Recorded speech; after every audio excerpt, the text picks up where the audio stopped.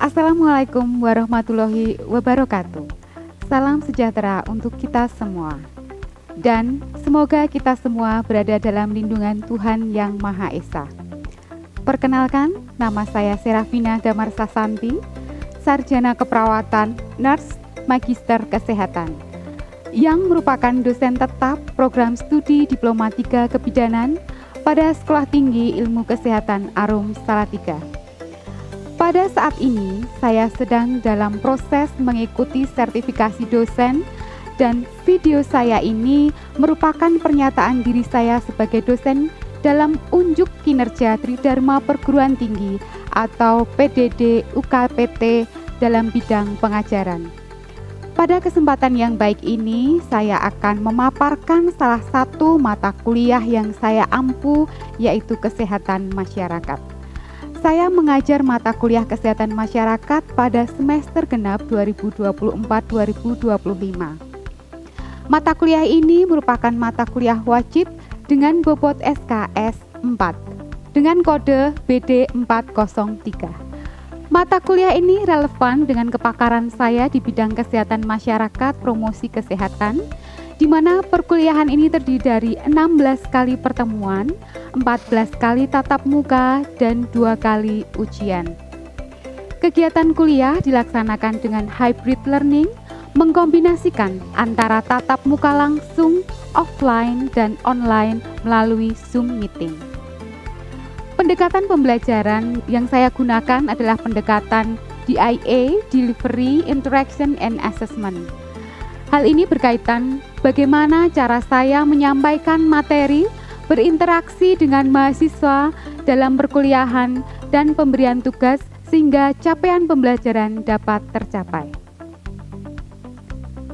Mata kuliah Kesehatan Masyarakat ini memberikan kesempatan kepada mahasiswa untuk menguasai konsep sekaligus mengaplikasikan ilmu kesehatan masyarakat seperti dasar-dasar epidemiologi, isu kesehatan lingkungan dan kesehatan masyarakat, surveillance, promosi kesehatan, pendidikan kesehatan perempuan khususnya ibu dan anak, serta pemberdayaan masyarakat. Interaksi yang saya gunakan dalam pembelajaran ini adalah student center learning. Metode pembelajaran yang saya terapkan bersifat aktif partisipasif dan berbasis pada pengalaman nyata. Di antaranya adalah 1. Ceramah aktif untuk membangun konseptual mahasiswa terhadap teori ilmu kesehatan masyarakat. 2. Diskusi kelompok, menciptakan kolaborasi antara mahasiswa dengan dosen. Kemudian 3. Kooperatif learning, melibatkan mahasiswa dalam kelompok kecil untuk bekerja sama dalam mencapai tujuan pembelajaran. Yang keempat adalah simulasi, mahasiswa akan terlibat langsung dalam peran atau permodelan situasi yang ada dalam masyarakat. Mata kuliah ini mendukung tercapainya profil lulusan program studi, yaitu sebagai care provider dan komunikator dalam bidang kebidanan. Capaian pembelajaran lulusan dalam mata kuliah ini diantaranya 1. Menguasai konsep dasar kesehatan masyarakat dan promosi kesehatan perempuan khususnya ibu dan anak. 2. Menunjukkan nilai kemanusiaan dalam menjalankan tugas berdasarkan agama, moral, dan etika. 3. Menunjukkan kerjasama dan memiliki kepekaan sosial serta kepekaan terhadap masyarakat dan lingkungan. 4. Menunjukkan sikap bertanggung jawab atas pekerjaan di bidang keahlian secara mandiri dengan sifat konteks yang sesuai dengan bidang keahlian yang didasarkan pada pemikiran logis, inovatif, dan bertanggung jawab. Keenam, mampu melaksanakan promosi dan KIE terkait kesehatan ibu dan anak. Dalam mata kuliah ini, mahasiswa harus mampu bersikap 1. Menunjukkan kepedulian terhadap masyarakat dalam pelayanan kesehatan perempuan, ibu dan anak. Kemudian untuk pengetahuannya, mahasiswa mampu menguraikan konsep kesehatan masyarakat dalam pelayanan kebidanan ibu dan anak. Untuk keterampilan umumnya, mahasiswa mampu memecahkan masalah kesehatan dalam masyarakat dan dalam pelayanan kesehatan perempuan, ibu dan anak. Untuk keterampilan khusus, mahasiswa mampu menganalisis masalah kesehatan masyarakat dalam pelayanan kesehatan perempuan, ibu, dan anak. Media pembelajaran yang saya gunakan dalam mata kuliah ini adalah RPS, Moodle, dan PowerPoint. Adapun materi-materi pembelajaran dalam kesehatan masyarakat adalah sebagai berikut. 1. Konsep kesehatan masyarakat. 2. Isu kesehatan lingkungan. 3. Konsep epidemiologi. 4. Surveillance dalam pelayanan kesehatan perempuan, ibu, dan anak. 5. Pencegahan penyakit yang berkaitan dengan kesehatan ibu dan anak. 6. Pelaksanaan advokasi, kemitraan, dan pemberdayaan masyarakat untuk mendukung upaya-upaya kesehatan perempuan, ibu, dan anak. 7. Pelaksanaan pendidikan kesehatan dalam masyarakat. 8. Melaksanakan pencatatan dan pelaporan kesehatan masyarakat dalam pelayanan kesehatan perempuan, ibu, dan anak. 9. Menggunakan teknologi kebidanan tepat guna. 10. Sistem pelayanan kesehatan dan sistem rujukan. Penilaian dalam mata kuliah ini meliputi penilaian sikap, tanggung jawab, menyelesaikan tugas, kemudian pengetahuan yaitu penguasaan materi yang ditunjukkan dalam diskusi, kuis, ujian tengah semester, dan ujian akhir semester. Keterampilan yaitu kreativitas, membuat simulasi pendidikan kesehatan dan penyuluhan kesehatan. Prosentase penilaian. Untuk prosentase penilaian proses meliputi afektif 10%, kognitif 10%, dan psikomotor 30%. Ujian tengah semester 20% dan ujian akhir semester 30%. Baik, untuk tahapan berikutnya saya akan menampilkan video pembelajaran untuk pertemuan ke-10 dengan materi pelaksanaan pendidikan kesehatan dalam masyarakat. Selamat menyaksikan.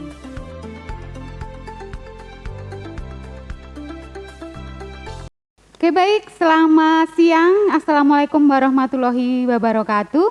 Waalaikumsalam warahmatullahi wabarakatuh.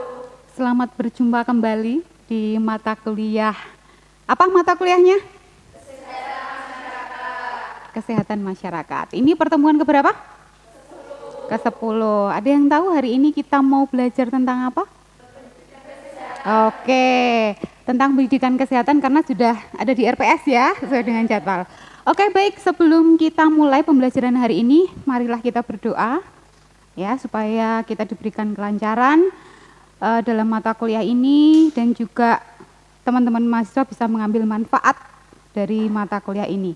Berdoa dimulai.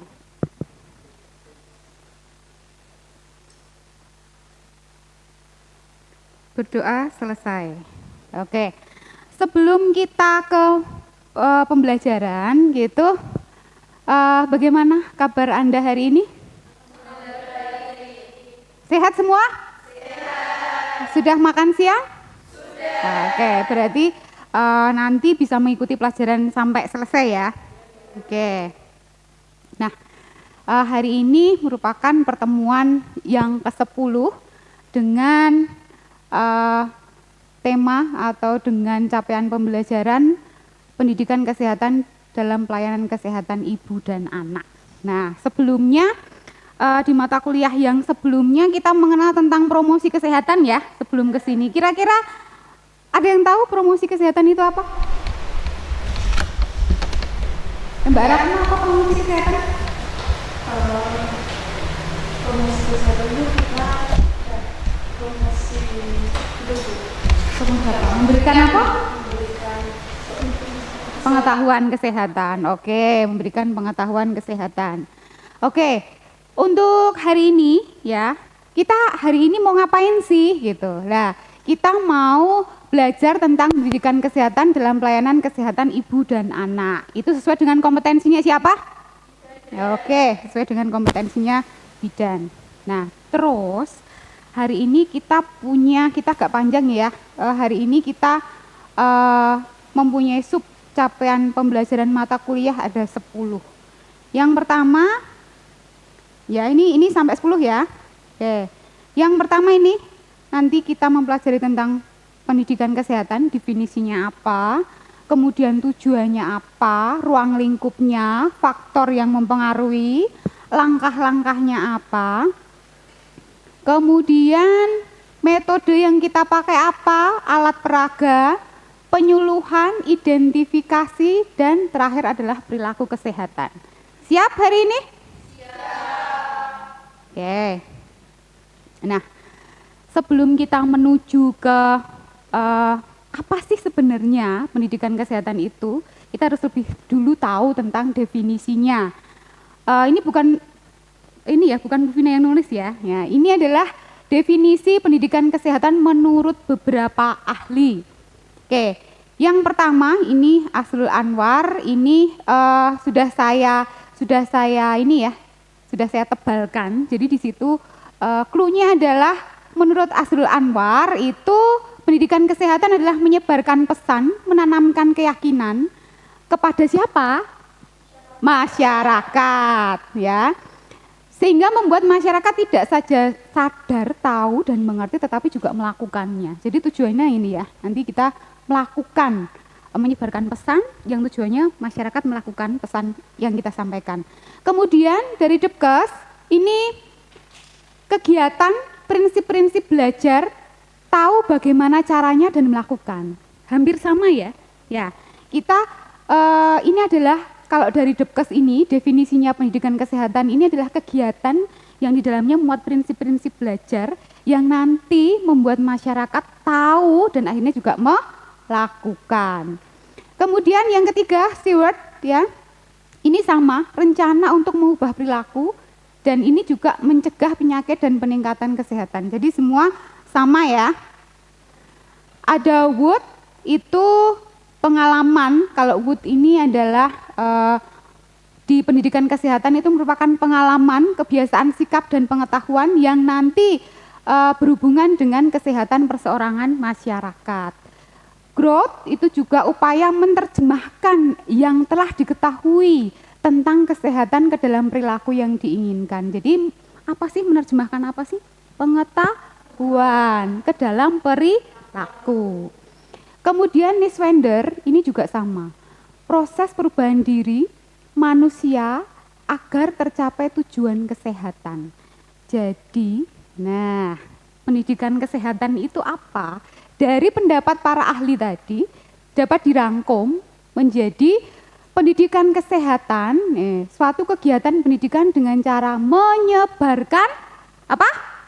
Pesan, ya, pesan yang tujuannya nanti masyarakat tambah pengetahuannya, tambah sadar dan juga melakukan atau mengubah perilaku. Kemudian pendidikan kesehatan dapat diberikan kepada individu, keluarga, kelompok dan masyarakat. Pendidikan kesehatan adalah rencana untuk mengubah perilaku seseorang dalam bidang kesehatan. Ya, nih, itu namanya pendidikan kesehatan. Tujuannya apa? Mengubah? Oke. Nah, ini tujuannya ya. Tujuannya singkat.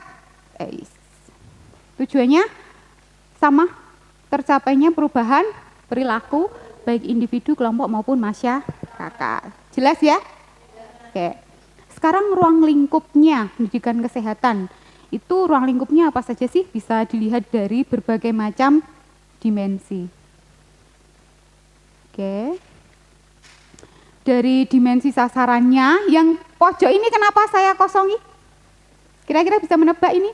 Sebelum ke kelompok, ini ada apa? Oke, good job, individu, keren ya. Jadi sasarannya pendidikan kesehatan itu yang pertama individu, kemudian yang kedua kelompok, yang ketiga baru ke kesehatan masyarakat.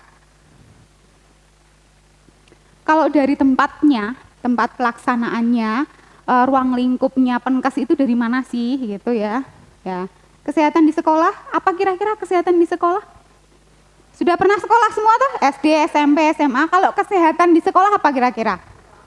UKS, betul. Kemudian kesehatan di rumah sakit? Apa?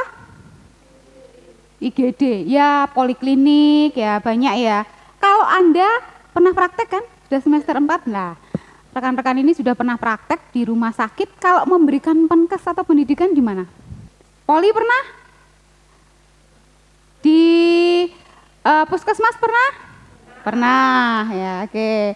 Kemudian kesehatan tempat kerja. Apa contohnya? Ini kesehatan tempat kerja. Dilarang apa di tempat kerja? Merokok. Terus kalau berhubungan dengan ibu dan bayi, kalau di tempat kerja itu sebaiknya ada apa? Ojo asi. Oke. Nah, ini dari dimensi tingkat pelayanan kesehatan. Kalau di dimensi tingkat pelayanan kesehatan itu ada health promotion, specific protection, early diagnosis and treatment, disability limitation, dan rehabilitation. Kemarin sudah dijelaskan ya di promosi kesehatan ya, di mata kuliah yang sebelumnya. Oke, di pertemuan yang sebelumnya. Oke, lanjut. Nah, ini faktor-faktor yang mempengaruhi pendidikan kesehatan ada apa saja? Nah, ini ada faktor petugas. Siap menjadi petugas pendidikan kesehatan? Siap. Oke. Jadi faktor yang mempengaruhi pendidikan kesehatan itu ada ini, kalau petugas ya kurang persiapan, kurang menguasai materi, penampilan yang kurang, kemudian bahasa yang digunakan kurang dan susah dimengerti, kemudian suara terlalu kecil. Seperti Bu Vina ini suaranya terlalu kecil apa terlalu besar? Oh, terlalu besar. Oke, penyampaian materi penyuluhan terlalu monoton sehingga membosankan. Ini kalau Anda besok menjadi petugas ya, jangan sampai seperti ini. Kemudian dari faktor sasaran. Lah ini faktor sasaran. Nah, faktor sasaran ini apa sih? Kenapa bisa pendidikan kesehatan itu bisa mempengaruhi, seberapa besar mempengaruhinya gitu di tingkat pendidikan. Kalau kita ngasih tahu atau memberikan pendidikan kesehatan tentang misalnya bahaya merokok dengan anak SD dengan anak SMA berbeda enggak? Oke, berbeda. Kira-kira lebih susah yang mana? Anak SMA. Kenapa? Karena udah dewasa, misal kalau yang memberitahu dia merokok, dia tidak mau kan, yang memberitahu saya merokok, kita kok disuruh tidak merokok. Oke, jadi benar ya tingkat pendidikan ini mempengaruhi ya. Oke, selanjutnya tingkat sosial ekonomi. Ada yang bisa mencontohkan? Ada yang bertanya tentang kenapa kok tingkat sosial ekonomi bisa mempengaruhi? Iya, Rahma?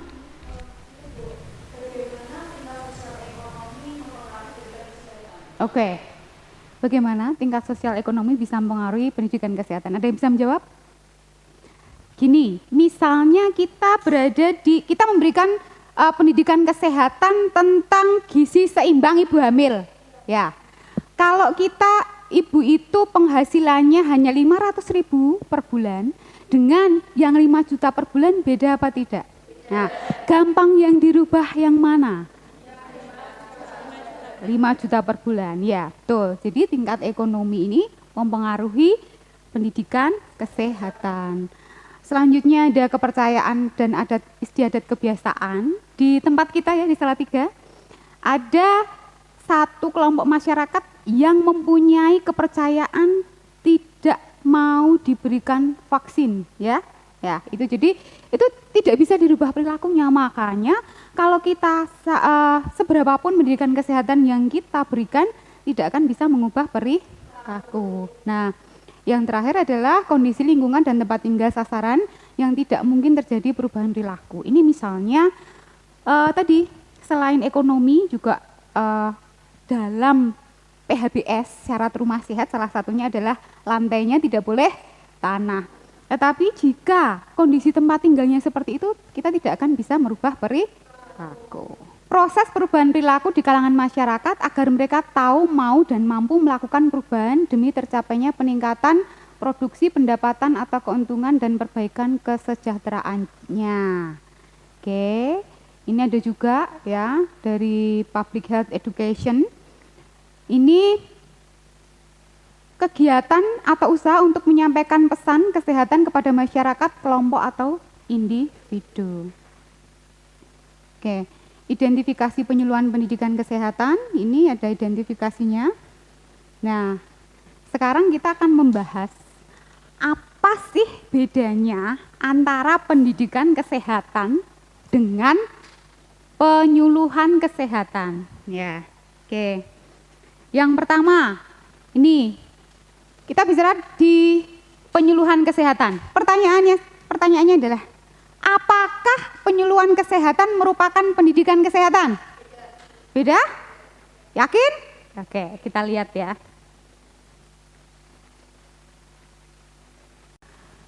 Penyuluhan kesehatan ini harus dilakukan oleh tenaga kesehatan. Kalau pendidikan kesehatan ini dapat dilakukan oleh siapa saja yang mengerti tentang kesehatan. Jadi, siapa pelakunya penyuluhan kesehatan? Tenaga kesehatan. Siapa pelaku dari pendidikan kesehatan? Oke, orang-orang umum yang tahu tentang kesehatan. Oke. Kemudian penyuluhan kesehatan ini dilakukan dalam asuhan keperawatan atau kebidanan atau mungkin dalam ilmu kesehatan. Kalau pendidikan kesehatan tidak harus dalam asuhan keperawatan, kebidanan ataupun kesehatan. Ya, jadi tadi benar umum. Kemudian dalam melaksanakan diberikan di depan kelompok atau masyarakat, kalau penkes itu hanya di depan satu orang. Jadi beda sasarannya. Oke. Kalau di penyuluhan kesehatan sasarannya siapa? Umum, masyarakat, terus kelompok. Berarti lebih dari satu orang. Kalau penyuluhan kesehatan ini lebih dari satu orang, tapi kalau pendidikan kesehatan ini dapat dilaksanakan berapa orang? Satu. Kalau penyuluhan kesehatan itu bersifat umum, ini bersifat umum dan pribadi. Berarti kalau misalnya Mbak Dian ini memberikan penyuluhan gizi ibu hamil di kelas ibu hamil, namanya penyuluhan apa pendidikan kesehatan? Penyuluhan. Oke, jadi udah paham ya? Oke.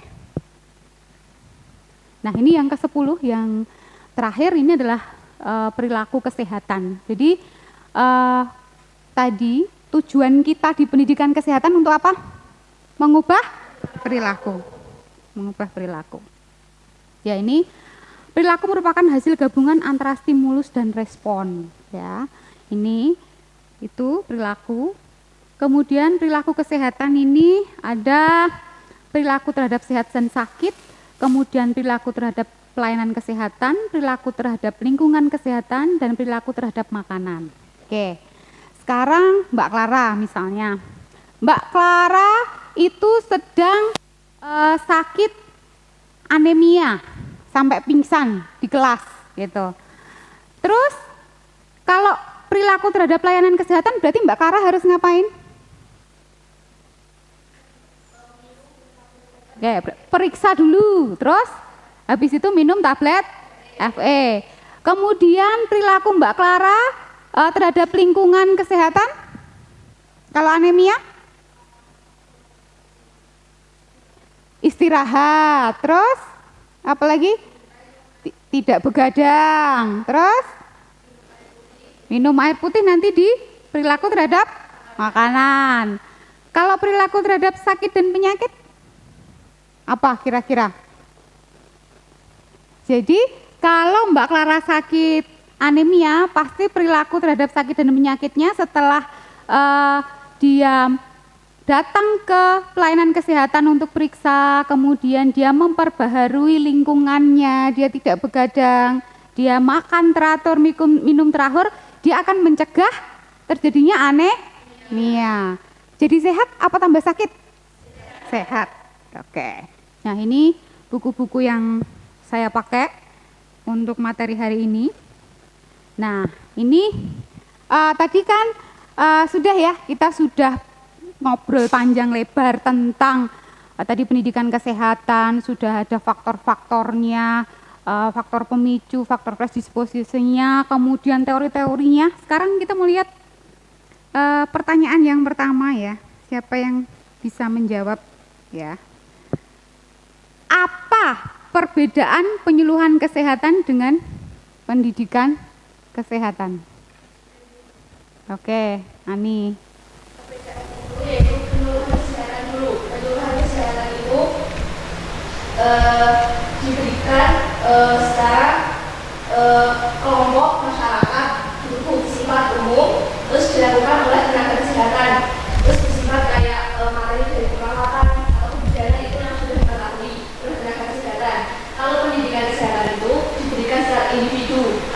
bersifat umum, terus tidak harus dengan tenaga kesehatan bersifat umum, tapi dia tuh tahu tentang materi kesehatan itu, pendidikan kesehatan.